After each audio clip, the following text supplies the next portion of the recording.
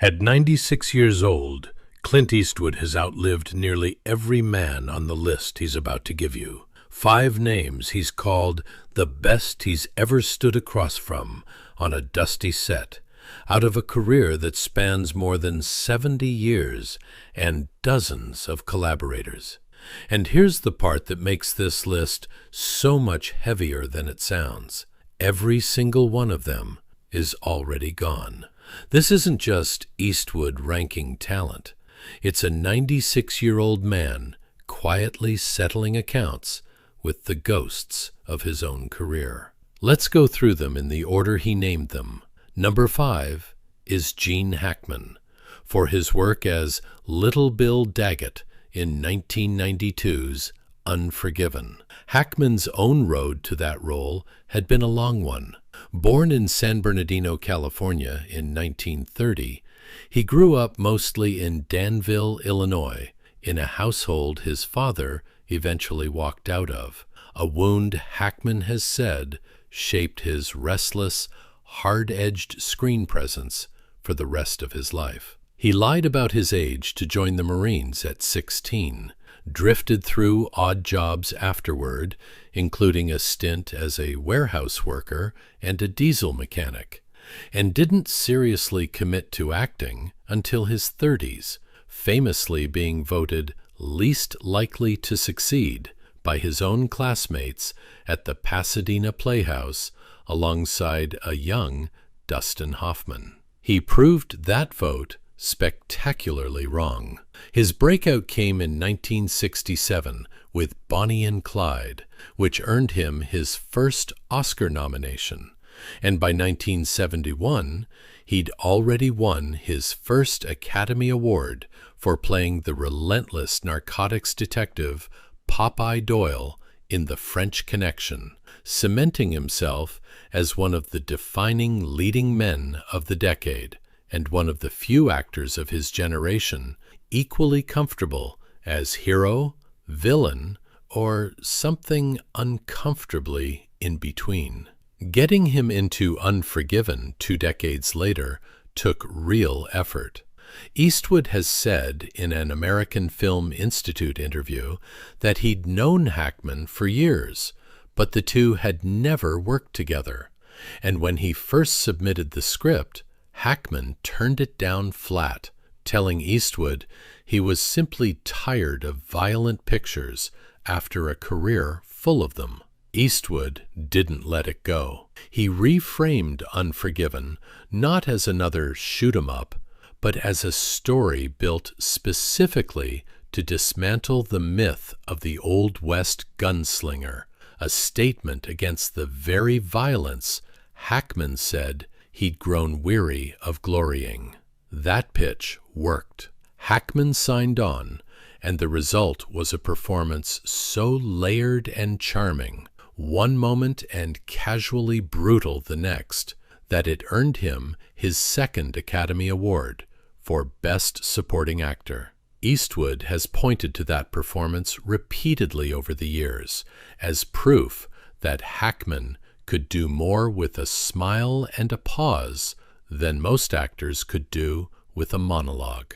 Hackman went on to quietly retire from acting altogether in the early 2000s, choosing novels and painting over Hollywood for the last 2 decades of his life, a graceful exit that few of his contemporaries ever managed with the same total lack of fuss. In February of 2025, he was found dead at his home in Santa Fe, New Mexico, alongside his wife Betsy Arakawa, a loss that shook the entire industry and made Eastwood's own list feel almost overnight like a memorial rather than a ranking. Number 4 is Richard Harris for his role as English Bob, also in Unforgiven. Harris arrived in that role already as one of the most turbulent, larger-than-life figures in international cinema. Born in Limerick, Ireland in 1930, he was one of 8 children in a family that ran a flour milling business and he originally dreamed of playing rugby professionally before a bout of tuberculosis in his 20s derailed that ambition and pushed him toward acting instead.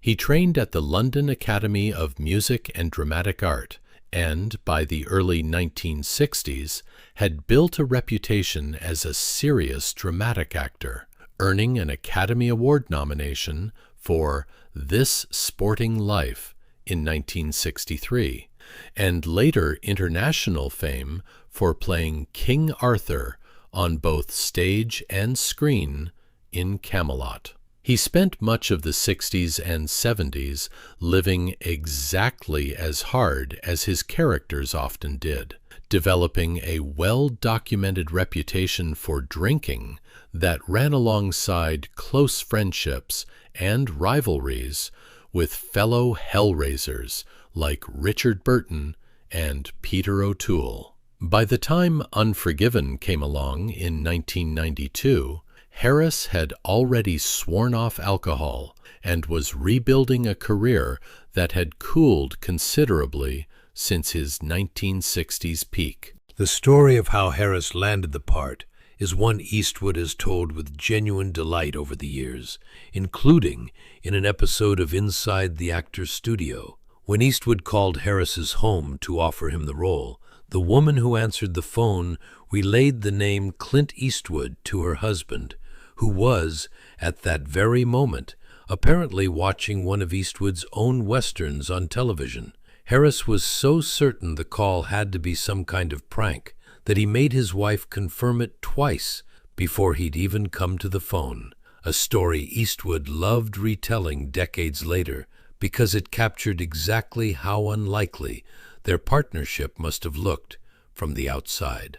Once he took the part, Harris pushed the character further than what was written, suggesting to Eastwood that English Bob should play as an exaggerated upper-class fraud, someone whose entire performance of aristocratic dignity collapses the moment Hackman's little Bill beats him down in a jail cell and strips the myth away in front of the whole town. Eastwood trusted him with that vision completely, and the jailhouse confrontation between the two men remains one of the film's most quietly devastating scenes.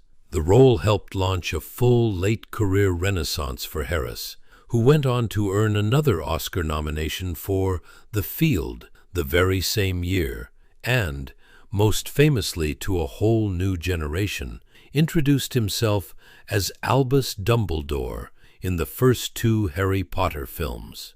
Harris died in 2002 after a battle with Hodgkin's lymphoma, reportedly telling paramedics wheeling him out of a hotel lobby that it was the food that got him in the end, a joke delivered with the same theatrical flair he brought to English Bob a decade earlier, a second act his Unforgiven director lived to see play out in full before losing him too. Number 3 is Eli Wallach, for playing Tuco in 1966's The Good, the Bad, and the Ugly. Wallach came from about as far from the Old West as an actor could get. Born in Brooklyn in 1915 to Jewish immigrant parents who ran a small candy store in an otherwise mostly Italian neighborhood. He earned a degree from the University of Texas at Austin before training at the Actors Studio and the neighborhood playhouse, becoming one of the earliest and most respected practitioners of method acting on the New York stage. He won a Tony Award in 1951 for The Rose Tattoo, and by the time Sergio Leone came calling for the third installment of his Dollars trilogy, Wallach had already built a formidable film career playing bandits and rogues, including the vicious Calvera in 1960's The Magnificent Seven. Wallach's Tuco very nearly stole the entire film out from under Eastwood's own iconic Man with No Name, a fact Eastwood has never seemed to resent in the slightest. Filming in Spain with Leone was genuinely dangerous for Wallach. During one sequence, he was dragged for a considerable distance by a galloping horse while his hands were bound behind his back. And in another, Leone positioned him so close to a moving train that its iron footboard missed him by mere inches. Wallach absorbed all of it and turned in a performance so vivid that people still whistle Ennio Morricone's theme at him decades later, something he said he could feel coming before it even happened.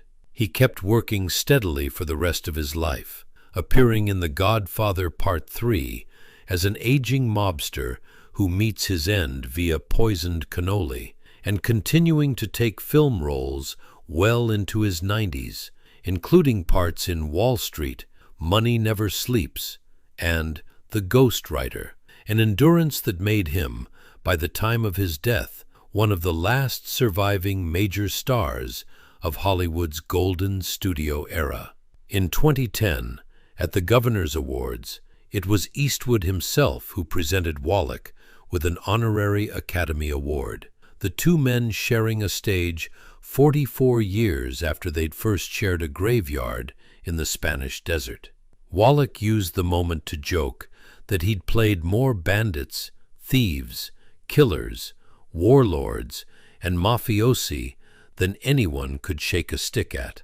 A tidy summary of a 6-decade career built almost entirely on morally compromised men played with real warmth underneath. When Wallach died in 2014, at the age of 98, Eastwood released a statement calling him a wonderful guy and a wonderful actor, adding that they'd shared fond memories from the good, the bad, and the ugly, and had reunited decades later on Mystic River, where Wallach took a small role in a film Eastwood directed, and that working together again after all those years had been genuinely great. Number 2 is Robert Duvall for his role as the ruthless land baron Frank Harlan in 1972's Joe Kidd.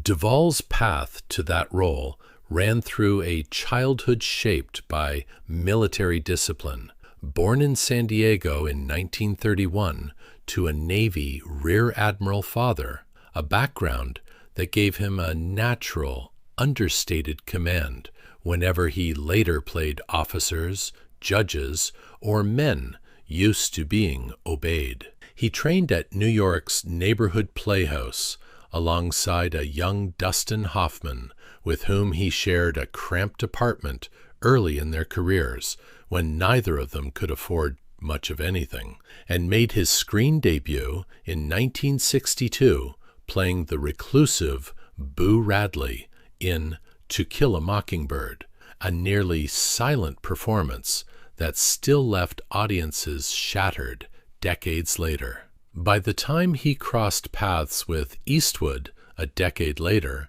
Duvall had already built a reputation as one of the most reliably excellent character actors working, someone directors trusted to make a supporting role feel essential. Joe Kidd wasn't considered one of Eastwood's stronger westerns at the time, a fast, functional John Sturges picture written by Elmore Leonard that Eastwood himself has admitted was rushed toward its own ending almost out of narrative exhaustion. But Duvall's performance was the film's steadiest asset, a landowner who wore civility over cruelty so effortlessly that critics singled him out even while dismissing the movie around him. That restrained menace became Duvall's signature for the next 5 decades, carrying him through Tom Hagen in The Godfather and its sequel, the napalm-loving Lieutenant Colonel Kilgore in Apocalypse Now, and an Oscar-winning lead performance as a broken-down country singer in Tender Mercies, a decade after he and Eastwood shared the screen. He kept working almost to the very end of his life, racking up 7 total Academy Award nominations across a filmography that also included Network, The Natural, and the acclaimed miniseries Lonesome Dove, in which many critics consider his performance as Augustus McCrae the finest work of his entire career, a role he reportedly cherished more than any Oscar he ever received. Duvall died in February of 2026 at the age of 95. Tributes poured in from across the industry, with Adam Sandler calling him one of the greatest actors there ever was. Viola Davis describing herself as being in awe of his towering, humane portrayals, and Alec Baldwin placing him without hesitation alongside Brando, De Niro, and Pacino in the pantheon of the greatest American screen actors of all time. The timing closed out 2 of the 5 names on Eastwood's list within the same brutal February, a coincidence that turned an already elegiac list into something closer to a eulogy delivered in real time. Number 1 is Lee Marvin for playing the boisterous prospector Ben Rumson in 1969's Paint Your Wagon, the one and only musical Eastwood ever agreed to star in. Marvin's own path there was as rough as any character he ever played. Born in New York City in 1924 to a family with deep colonial American roots, he was expelled from multiple schools as a teenager before enlisting in the Marine Corps during World War II, where he was wounded during the invasion of Saipan, an injury and a war he rarely discussed, but which friends said never fully left him. He stumbled into acting almost by accident afterward, working as a plumber's assistant when he was asked to fill in for an ailing actor in a local theater production, and from there built a career playing menacing heavies through the 1950s in films like The Big Heat and The Wild One, before his breakout as a comedic, scene-stealing drunken gunslinger in 1965's Cat Ballou earned him the Academy Award for Best Actor, beating out Richard Burton and Laurence Olivier in the process. It's an unusual choice to top the list, a film even Eastwood has treated with a bit of self-deprecating distance over the years, given that neither he nor Marvin had any real business singing on screen. Marvin's performance is the reason the film still has any life left in it decades later. He was reportedly drunk through much of the production, and somehow that only added to Ben Rumson's ragged, melancholy charm. A man who confesses to his younger partner that he gets low every now and then, but figures he'll be fine as long as his friend sticks around. Marvin's own recording of the film's ballad, Wanderin' Star, shot to number 1 on the UK charts, an unlikely hit for a Hollywood tough guy who'd already won his Oscar a few years earlier for playing an entirely different kind of drunk. Eastwood has credited casting conversations around that era, built partly on Marvin's own recommendation, with helping steer him toward director Don Siegel, a partnership that would go on to define the next stretch of his career entirely, producing films like Dirty Harry and Escape from Alcatraz. Marvin went on to spend his later years largely out of the spotlight, occasionally returning for smaller roles, but never chasing the fame that had once made him one of the biggest names in the business. And in 1987, he died of a heart attack in Tucson, Arizona, at the age of 63, a loss quietly felt by an industry that had always considered him a far more serious craftsman than his tough guy image ever let on. The film that once got mixed reviews for its gold rush love triangle has aged, in Eastwood's own telling, into something stranger and more affecting than anyone expected from a Western that just happened to break into song. Taken together, these 5 names tell you more about what Clint Eastwood actually values in an actor than any award speech ever could. It was never about who could draw fastest or scowl hardest under a 10-gallon hat. It was about Hackman's ability to make menace feel almost reasonable, Harris's willingness to let a false legend crumble in real time, Wallach's gift for finding humanity inside a scoundrel, Duvall's talent for making quiet cruelty look like good manners, and Marvin's knack for turning a drunken, half-sung wreck of a man into someone you'd actually want standing next to you at the end of the world.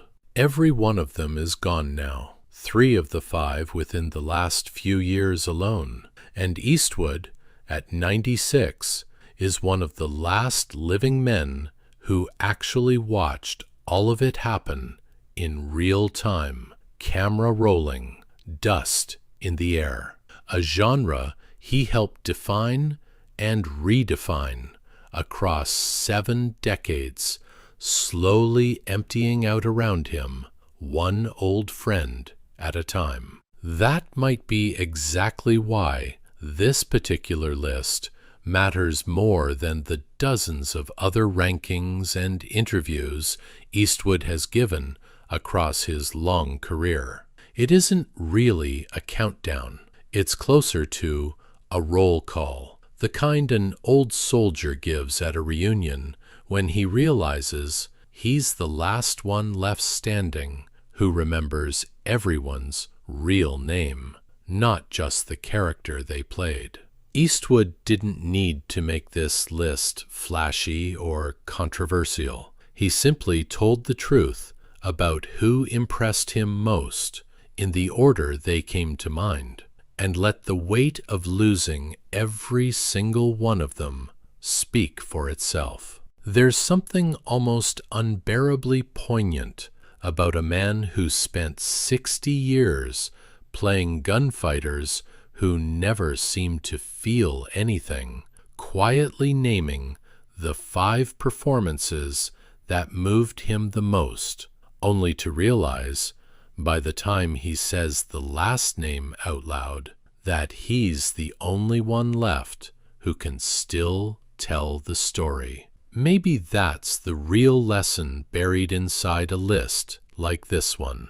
Westerns were always about survival, about the last man standing at the end of a long, dusty road when the smoke finally clears.